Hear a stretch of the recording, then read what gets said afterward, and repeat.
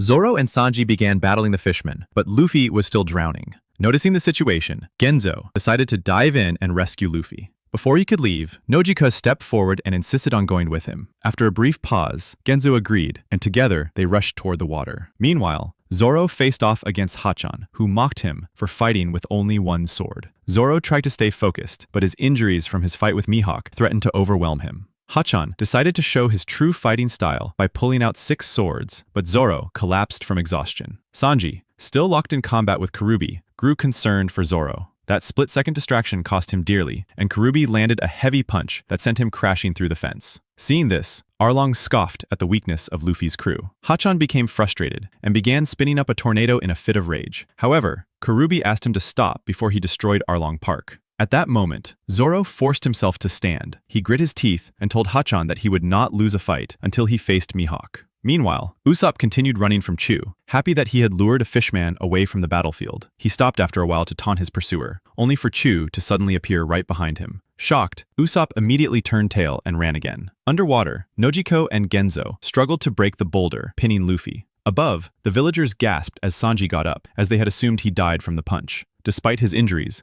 Zoro prepared to face Hatchan head-on. Seeing him in trouble, Johnny and Yosaku tossed him their swords. In one swift motion, Zoro caught them, dodged Hatchan's weaving tentacles, and landed a solid strike. Enraged, Hatchan launched Zoro into the air and prepared to finish him off.